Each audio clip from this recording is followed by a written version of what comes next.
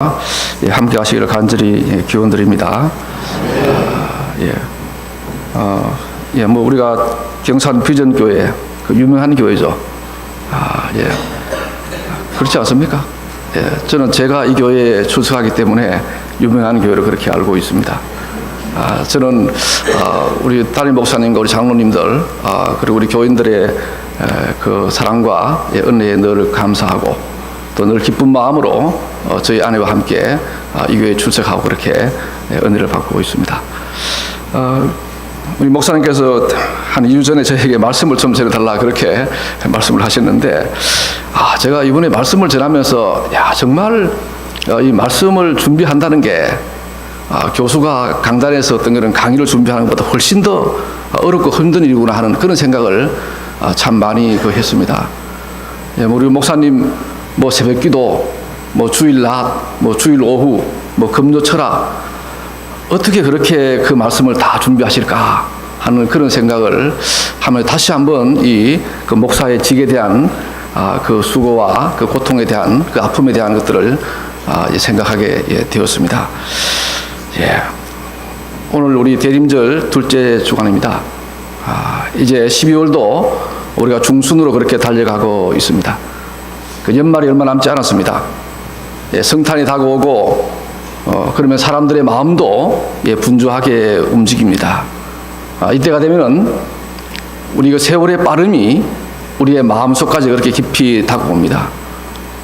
세월이 흐르고 우리의 인생의 연륜은 쌓여가는데 이 연말이 되면 또 우리 마음 한구석에 허전함과 공허함이 그렇게 느껴지는 그런 때가 있습니다. 우리가 무엇을 잃은 것도 없는데 우리가 상실감에 빠져들기도 합니다. 우리가 추위를 피할 집이 없는 것도 아닌데 내 마음은 거처할 것이 없는 나그네처럼 그렇게 방황할 때가 있습니다. 굶주린 배를 채울 양식이 없는 것도 아닌데 내 영혼은 굶주린 거지 마냥 거리를 헤매고 있을 때가 참 많습니다. 이러한 우리 현대인들의 마음 상태를 가장 잘 지적한 철학자가 독일의 철학자 하이데거가 아닌가 하는 그런 생각이 합니다. 그런 우리의 마음을 두고 그분은 고향을 상실한 사람이라 이렇게 표현했습니다. 인간이 태어난 장소인 우리의 고향을 잃어버린 것이 아니라 우리의 마음의 고향을 상실한 것을 말하고 있습니다. 우리 인간에게 고향은 우리가 단순히 태어나고 자란 곳이 아니라 우리의 삶의 의미를 부여해주는 우리의 정신적인 근원, 우리의 본질, 우리의 그 내면의 모든 것들을 채워주는 그것을 우리에게 말씀을 하고 있습니다. 우리에게 고향이 사라졌다는 것은 바로 삶의 의미를 잃어버렸다는 것과 같이 그렇게 말씀을 할 수가 있습니다. 여러분, 우리의 마음의 고향을 잃어버리면은, 우리의 마음에 있어야 할 그분이 우리 마음에 없으면은 우리가 아무리 많은 물질을 소비하고 우리가 향락을 추구한다 해도 우리의 마음의 불안과 우리 마음의 공허는 사라지지 않습니다. 바로 이러한 우리의 마음의 상태가, 이러한 현대인의 마음의 상태가 바로 가장 비극적인 삶이다 이렇게 이야기를 하고 있습니다. 사랑하는 교회 여러분, 여러분의 마음은 평안하십니까? 여러분의 마음의 고향은 어디에 지금 머물고 있습니까? 오늘 이 탕자의 비유는 우리 주님이 말씀하신 비유 가운데 가장 아름다운 그런 스토리입니다. 무엇보다 오늘 말씀은 탕자가 고향으로 돌아오는 그런 귀향의 이야기입니다. 영어로 말하면 A story about the coming home입니다. 집으로 돌아오는 그런 귀환의 과정입니다. 이 말씀이야말로 신약의 어느 본문보다 우리에게 깊은 영적인 메시지를 그렇게 던져주는 그런 말씀이기도 합니다. 오늘 이 말씀에는 아버지와 두 아들이 등장합니다. 오늘 이 말씀을 적은 의사 누가는 큰 아들과 작은 아들의 삶의 여정을 우리에게 그대로 보여주고 있습니다. 예수님은 이 두 아들을 통해서 우리 인간의 내면의 모습이 어떤지를 우리에게 적나라하게 그렇게 보여주고 있습니다. 우리 인간의 마음 상태를 우리에게 여실하게 보여주고 있는 그런 말씀입니다. 우리가 잘 아는 네덜란드의 화가 렘브란트는 이 본문을 보고 그 유명한 그림 탕자의 귀향이라는 명화를 남겼습니다. 아직도 러시아 에르미타주 미술관에 걸려 있습니다. 이 그림 한 점이 수많은 사람에게 영향을 미쳤습니다. 수많은 사람들이 탕자의 귀향의 그 한 그림을 보고 자신의 모습을 깨닫고 또한 주님의 품으로 그렇게 돌아왔습니다. 여러분이 잘 아는 현대 위대한 영성가 헬리나 외에는 유럽의 어느 작은 수도원에 있는 팜플렛에 새겨진 이 렘브란트의 탕자의 귀향이라는 그림 한 장으로 자기 인생을 그렇게 바꾸어 버렸습니다. 오늘 여러분 이 누가복음 15장의 말씀을 통해서 우리가 무엇을 발견하게 됩니까? 하나님은 이 본문을 통해서 여러분에게 무엇을 말씀하고 있는 것입니까? 사랑하는 교회 여러분, 우리 인간이 다른 사람 타인의 마음을 꿰뚫어 보지 못해서 불행해지는 일은 없습니다. 인간이 불행에 빠지는 것은 나 자신, 내 마음의 상태를 우리가 알아채지 못하기 때문에 우리가 불행해지는 것입니다. 하나님 안에 내 마음의 상태가 어디 있는지, 내가 어떤 마음의 상태로 지금 살아오고 있는지를 우리가 발견하지 못하기 때문에, 알아채지 못하기 때문에 우리가 불행해지는 것입니다. 이 땅에는 두 갈래의 길이 있는 것이 아니라 우리의 삶에는 두 종류의 삶이 있을 뿐입니다. 한 종류의 삶은 오늘 본문에 나오는 작은 아들의 삶입니다. 다른 한 종류의 삶은 큰 아들의 삶입니다. 여러분, 이 작은 아들의 삶은 어떻습니까? 오늘 본문에 둘째 아들의 모습을 볼 수 있습니다. 그는 어떤 삶을 살았습니까? 16절에 둘째 아들이 아버지께 이렇게 말을 합니다. 아버지, 재산 중에서 내게 돌아올 분깃을 내게 주소서 하는지라. 아버지가 그 살림을 각각 나누어 주었더니, 여러분, 당시 유대인의 법에는 아버지가 죽거나 아버지가 모든 권한을 상실했을 때 아들에게 재산을 나누어 줍니다. 그것도 큰 아들에게는 3분의 2, 작은 아들에게는 3분의 1을 그렇게 나누어 줍니다. 아직도 아버지가 눈을 뜨고 살아있는데 둘째 아들은 아버지 재산을 나누어 달라고 매달렸습니다. 여러분, 여기에서 자기의 분깃을 달라는 것은 재산의 분배의 목적이 아니라 아버지에 대한 그 아들의 거부입니다. 아버지에 대한 거부의 행동에서 그 아들은 그런 마음이 나온 것입니다. 여러분, 그의 아버지는 가난하지 않았습니다. 아버지는 둘째 아들을 사랑했습니다.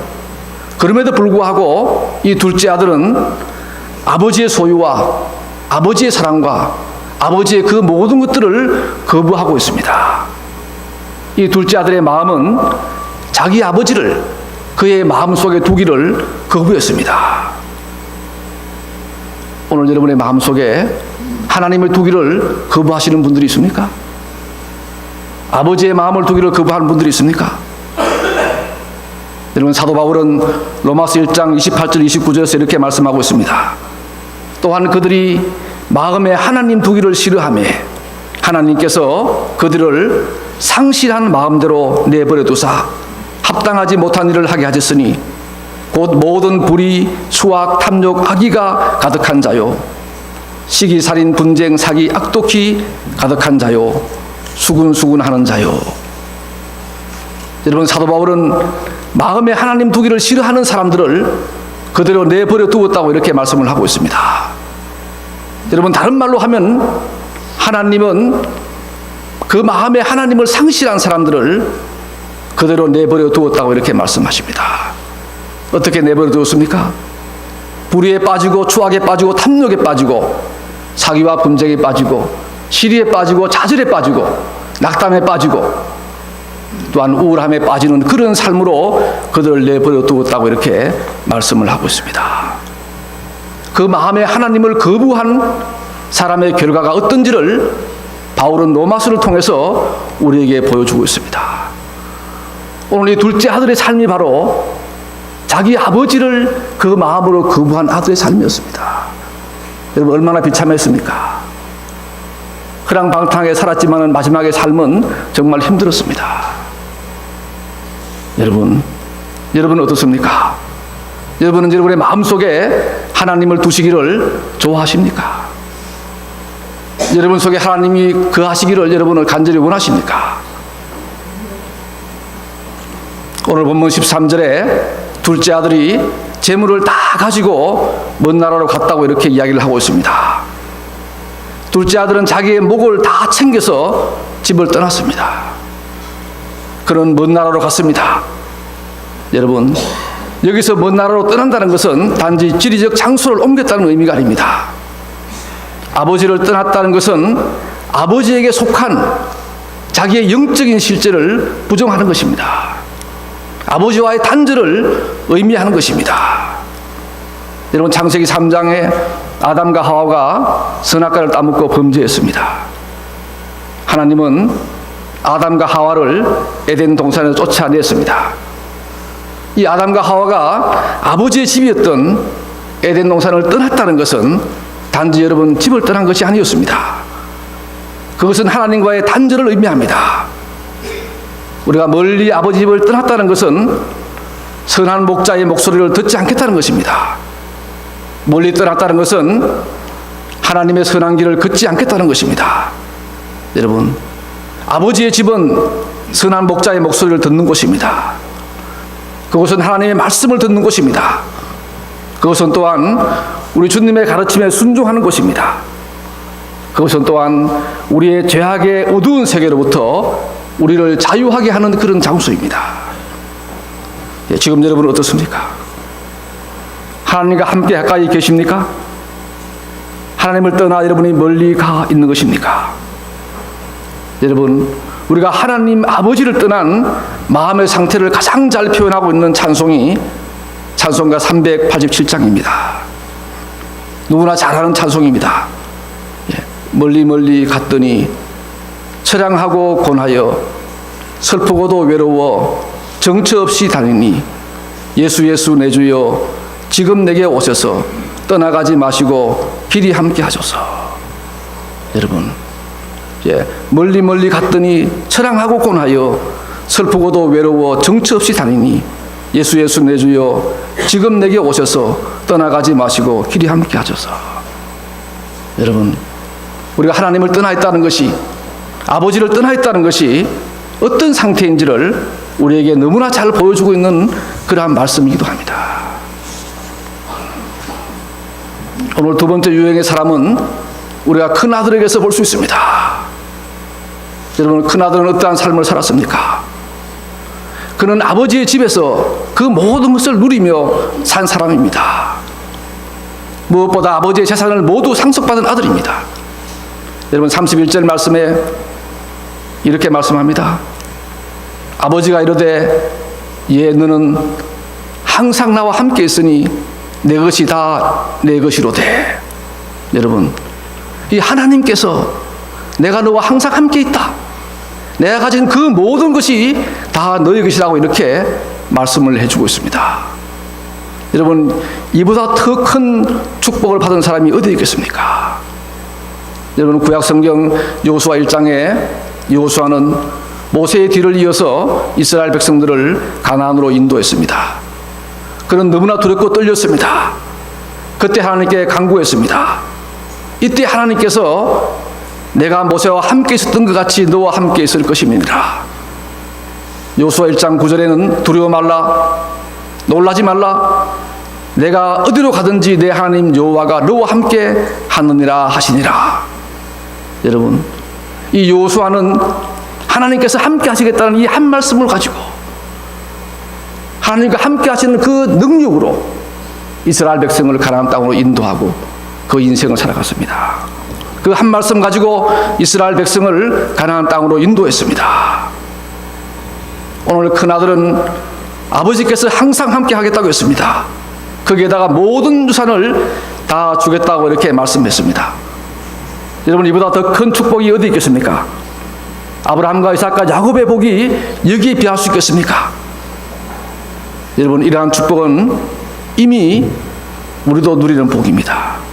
예수 그리스도께서 이미 우리에게 오셨습니다. 여러분, 그럼에도 불구하고 첫째 아들은 돌아온 동생, 그것도 빈털터리로 돌아온 동생을 질투했습니다. 아니, 질투를 넘어서 분노하고 있습니다. 여러분, 왜 이 첫째 아들이 자기 동생에게 질투하고 분노합니까? 아버지가 동생을 위해 송아지를 잡았다는 소식을 들었을 때 그 마음에 시기와 질투가 일어났습니다. 나를 위해서는 염소새끼 한 마리도 잡아준 적이 없으면서 동생을 위해서 송아지를 잡았단 말인가? 여러분, 이러한 비교는 곧 질투로 변했습니다. 아버지가 동생을 위해 송아지를 잡았다는 소식을 듣고 아버지가 자기보다 동생을 더 높이 평가하고 더 사랑한다고 생각했습니다. 여러분, 아버지가 송아지를 잡은 것은 둘째 아들을 더 사랑했어도 아니고 그를 더 높이 평가할 수도 아닙니다. 그것은 단지 돌아온 아들에 대한 아버지의 기쁨이었고 아버지의 사랑이었습니다. 아버지의 사랑과 기쁨을 큰아들은 아버지가 동생에 대한 평가로, 동생에 대한 가치로 그렇게 보고 질투를 한 것입니다. 또한 그런 돌아온 동생을 비난하고 판단합니다. 30절에 아버지의 살림을 창녀들과 함께 삼켜버린 이 아들이 돌아오며 이를 위해서 송아지를 잡으셨나이까? 그에는 사랑하는 마음보다 비판하고 판단하는 마음이 앞서 있습니다. 여러분, 사도 바울은 로마서 2장에서 우리에게 비판하고 판단하지 말라고 합니다. 그러므로 너희는 남을 판단하는 사람아, 누구를 막론하고 내가 핑계하지 못할 것은 남을 판단하는 것으로 내가 너를 정죄하니 판단하는 내가 같은 일을 행함이니라. 여러분, 여기서 판단한다는 것은 사람이 가진 기준으로 판단하는 것을 말씀하는 겁니다. 하나님의 의는, 하나님의 은혜는 사람이 판단할 수 없습니다. 하나님의 의가 마음에 있는 사람은 다른 사람을 볼 때 긍휼함과 사랑의 마음으로 보게 되었습니다. 우리가 악한 사람을 볼지라도 긍휼한 마음을 가지고 하나님의 은혜를 구하는 자가 바로 하나님께 속한 사람입니다. 여러분, 이 첫째 아들은 비록 근면하게 일했고 아버지께 복종했습니다. 의무를 다했지만은 그에게는 사랑의 마음과 긍휼함이 없는 사람입니다. 그의 마음속에는 분노와 자랑과 불친절과 이기심과 자기의 의로 가득 차 있었습니다. 이 첫째 아들은 하나님의 집에 살면서도 이방인처럼 살았습니다. 하나님의 교회에 머물면서도 믿지 않은 사람처럼 그렇게 살았다는 이야기입니다. 하나님과 함께 살면서도 하나님의 마음을 알지 못했습니다. 하나님과 함께 있으면서도 그와 대화하고 교제하지 않은 그런 삶을 살았던 것입니다. 여러분, 그가 선하게 살았지만은 그의 내면에는 죄가 가득했습니다. 어떻게 보면 재산을 탕진하고 세상에 살았던 둘째 아들보다 그에게는 더 나은 점이 없었습니다. 여러분, 우리 많은 사람들이 보기에는 우리가 신앙심이 좋아 보이고 외적으로 열심히 교회에 나가고 봉사하고 또한 전도하고 구제합니다. 그러나 그 마음속에 하나님이 없는 사람은 우리가 긍휼함도, 남을 위한 배려심도, 남을 위한 관대함도, 남을 위한 자비함도 우리에게 찾아볼 수 없는 것입니다. 여러분, 이러한 첫째 아들은 역시 그 마음의 고향을 잃어버렸습니다. 큰아들은 아버지의 집에 있었지만은 그 역시 아버지의 집을 상실한 아들이었습니다. 여러분, 많은 사람들이 하나님의 교회에 열심히 나오고 구별된 삶을 사는 것 같지만 여전히 많은 사람들은 하나님과 관계없이 자기의 삶을 살아가고 있습니다. 오늘 많은 현대인들은 다 하나님을 떠나 있는 것입니다. 마음의 고향을 상실한 것입니다. 우리가 마음의 공허가 그것을 잘 나타내주고 있습니다. 우리의 상실감이 그것을 잘 나타내주고 있습니다. 우리가 기도하고 말씀 보고 말씀 듣고 교회에 나오지만은 우리의 마음속에 감사함도 기쁨도 없는 것이 바로 그것을 잘 드러내주고 있습니다. 여러분, 제가 지난 금요일 날 제가 옛날에 섬기던 교회 근사님 두 분과 식사를 한 적이 있어요. 그분들이 꼭 1년에 한 두세 차례 제게 연락이 옵니다. 목사님, 뭐 식사 함께 하자고 그렇게 이야기해요. 한데, 예. 두 분 다 아주 이제 거의 70세가 다 돼가는 그런 근사님입니다. 예. 예, 한 근사님은 뭐 자기 땅을 밟지 않으면은 대구 동성로를 지나갈 수 없다. 뭐 그런 이야기를 할 정도로 예, 동성로의 건물을 가장 많이 가지고 있는 사람입니다. 대구 백화점보다 더 많은 땅을 가진 분이 바로 그분입니다. 예. 예, 자기가 운영의 자기 건물인 유니클로 90층의 레스토랑에서 함께 식사를 했습니다. 예. 같이 밥을 한 2시간 먹는데 저에게 3분이나 자기 인생을 이야기하면서 목사님, 내가 이렇지만은 내 인생은 회칠한 무덤입니다. 이 이야기를 저에게 3번이나 하더라고요. 예. 그렇게 재산이 많고, 예. 그렇게 나름대로 열심히 교회 생활을 했고, 지금도 자유를 기도하고 있는 그런 군사님인데 저에게 목사님, 내 인생은 회칠한 무덤입니다. 이렇게 3번이나 저에게 그렇게 말씀해서 제가 근사님께 좀 위로의 말씀도 드리면서 이제 근사님 너무 자녀를 위해서 너무 어떤 그런 기업을 위해서 너무 그것을 하지 마시고 많은 것들을 하나님께 이렇게 맡겨버리고 하나님의 은혜 속에서 이제는 사시는 것이 좋습니다. 예, 그런 이야기를 했습니다. 여러분, 우리가 아무리 재산이 많이 가지고 있고 아무리 건강하고 우리가 아무리 지식이 많다고 하지만은 여러분, 우리 인생은 별것 아닙니다. 예. 나이 들면 다 아픕니다. 나이 들면 다 공부합니다. 나이 들면 다 외롭습니다. 이것이 바로 우리 인생입니다. 자식이, 친구가, 나의 명예가, 나의 부가, 나의 공헌을 지켜줄 수 있겠습니까? 나의 상실한 마음을 지키겠습니까? 여러분, 이 땅에 그 누구도 그 무엇도 예, 우리의 상실한 마음을 지킬 자는 없습니다. 하나님 그분이 우리를 위로하지 않고 그분이 우리를 사랑하지 않고 그분이 내 마음 믿지 않으면은 우리의 그 모든 것도 다 예, 우리를 공허하게 할 예, 뿐입니다. 여러분, 작은 아들의 인생으로 살아가시겠습니까? 아니면 큰 아들의 인생으로 살아가시겠습니까? 우리 인생에는 2갈래의 길이 있는 것이 아니라 2종류의 삶이 있는 것입니까? 작은 아들은 누구입니까? 하나님 밖에 있는 세리와 죄인들 아니겠습니까? 큰 아들은 누구입니까? 예수님 시대의 바리새인입니다. 오늘 우리 시대에는 주님을 믿는다고 하면서도 주님의 사랑을 드러내지 못하고 그 마음속에 하나님과 함께 기뻐하고 즐거워하고 그분을 숨기지 못하는 우리의 삶이 아니겠습니까? 여러분, 2 아들은 다 실패자입니다. 젊은 아들은 세상을 향해 떠난 사람이었습니다. 그의 아버지를 거부한 사람이었습니다. 아버지와 단절한 아들입니다. 그는 실패자입니다. 가진 것이 아무것도 없습니다. 남은 것은 상처투성입니다. 여러분이 큰 아들이라고 다른 게 하나도 없습니다. 하나님의 품 안에 있지만 은혜를 알지 못했습니다. 주님의 말씀을 듣기는 듣지만은 그 말씀이 나의 삶과는 아무런 관련이 없었습니다. 마음속에 여전히 시기와 질투와 분노가 가득했습니다. 비난과 판단하는 마음이 그 속에 앞섭니다. 믿고 교회에 나오지만 진정한 감사도 기쁨도 없습니다.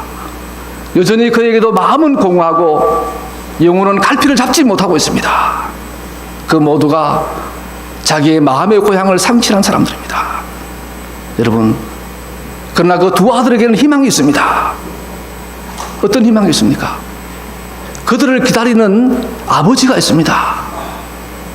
예. 그렇게 타락한 둘째 아들도 그렇게 마음이 완고한 첫째 아들에게도 그를 감싸주고 그를 사랑하고 그를 위해서 헌신할 수 있는 모든 것을 내어줄 수 있는 그런 아버지가 그들에게는 있습니다. 사랑하는 성도 여러분, 여러분을 기다리는 아버지는 어디에 계십니까? 여러분을 기다리는 하나님 아버지는 어디에 계시는 것입니까? 여러분, 성탄을 준비하는 대림절입니다. 대림절은 오시는 주님을 기다리는 절기입니다. 그러나 오늘 본문 누가복음 15장에는 우리 기독교의 본질이 무엇인지를 보여줍니다. 오늘 본문의 주인공은 둘째 아들이 아닙니다. 탕자의 귀향이 아닙니다. 또한 오늘 본문의 클라이막스인 첫째 아들도 아닙니다. 오늘 본문의 주인공은 아버지입니다. 그래서 독일의 유명한 신학자 헬무트 틸리케는 이 본문을 가지고 기다리시는 하나님이라는 그런 책을 쓰게 되는 것입니다. 바로 우리를 기다리시는 그 하나님이 바로 오늘 이 본문의 주제요 핵심입니다. 여러분, 그 아버지는 어떤 아버지입니까? 마음의 고향을 상실한 아들이 돌아오기를 간절히 기다리는 바로 그런 아버지가 오늘 이 본문의 그 아버지입니다. 여러분, 왜 아버지입니까? 왜 우리가 아버지께 돌아가야 하는 것입니까? 우리 예수님께서는 그 제 아들에게 기도를 가르치실 때 가장 먼저 아버지의 이름을 부르라고 이렇게 말씀했습니다. 여러분, 왜 아버지를 불러야 합니까? 여러분, 주기도문 첫 단어가 아버지입니다. 헬라어 원문에는 파르테 히몬입니다. 아버지 우리의라는 그런 뜻입니다. 하늘에 계신 우리 아버지 이름을 부름으로 바로 그는 나의 아버지가 되고 그는 또한 나의 기도를 들어주고 나와 함께 머물게 되는 것입니다. 여러분, 천지를 창조하신 하나님을 우리가 나의 아버지로 인식하고 그를 비룰 때 바로 그는 나의 아버지가 되고 나의 위로자가 되고 나의 소망이 되고 나의 삶의 여러분 꿈이 되는 것입니다. 바로 세상을 이기고 우리의 공허와 상실을 넘어설 수 있는 그 근원은 바로 이 하나님 아버지에 있습니다. 여러분, 우리가 하나님 아버지께 돌아갈 때 우리의 상실한 마음은 회복이 됩니다. 우리의 주인이신 하나님 아버지께서 우리를 기다리고 계십니다.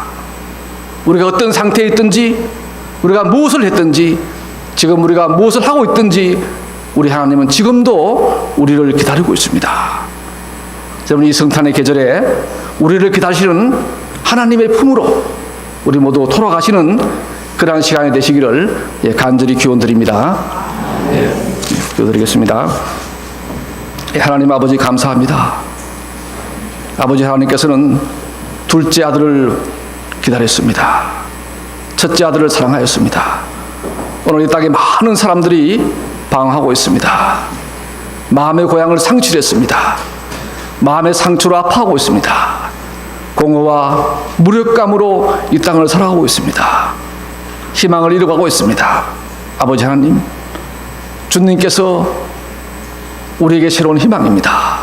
아버지 하나님, 우리가 주님께로 돌아갈 수 있는 저희들이 되게 도와주셔서 하나님 안에서 우리가 새로운 삶을 살아갈 수 있는 귀한 삶이 되게 인도하여 주옵소서. 대림절 둘째 주간 우리를 기다리시는 그 하나님의 품으로 돌아갈 수 있는 저희들이 다 되게 인도하여 주옵소서. 모든 말씀 예수님의 이름으로 기도드리옵나이다. 아멘.